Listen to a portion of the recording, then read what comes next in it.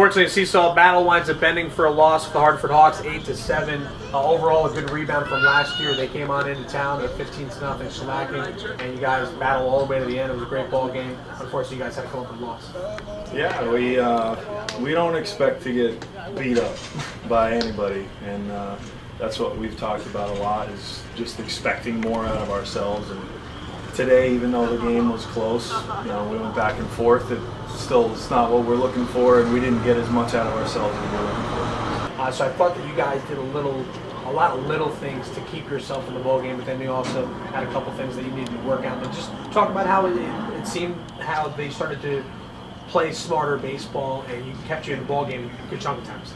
Yeah, we're doing some things right. We're making some pitches when we have to at times, and then we make a play when we have to at other times. But there's a ball hit to Brady there in the inning where we would have been out of the inning if we were able to turn two. We don't turn it, comes back to get us. They score that run. There were two occasions where we didn't keep runners off second base through the wrong bag. Both those runners score. So there's their runs, and then we probably should have had 3 or 4 more runs if we had gotten a couple of hits with one out. We had runners in scoring position with one out a couple times, and the next 2 guys go down, strike out. Or it's the little things. It's the little things. We did some things well, but the things that end up winning in a lot of games, in close games, we had to get it done. Yeah, it's a full 9 innings. In the 7th inning, the bottom of the order, Sheets and Lukacs wind up coming up with some big hits, eventually give you guys that 7-6 lead.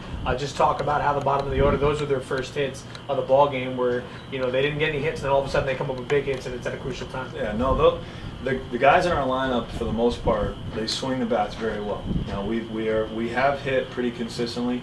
We just need to get hits in big spots, and that was a big spot. They got a couple knocks. Ryan and Brady both got hits there, but 1 through 9, we need guys to have better at bats when people are going to approach you a different way when there are runs on the line. And right now, we still go into some at bats where we're not having the right approach.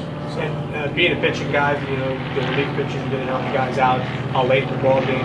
When you're making a pitching change, what are you saying to these guys? Because they obviously are young and they're coming in a critical part of the ball game. And I know guys like Alex Fisty, he comes in and he's got a good fastball, but he didn't pitch a lot in high school.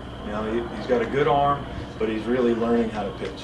So for him, like I said to you before the game, this is learning. He's just trying to figure it out, and he needs to figure it out as fast as he can. But he's got a good arm, and he's got good intentions. He wants to learn, and it's just those guys we use these games to hopefully develop them so that they're not going to make the mistakes on the weekend.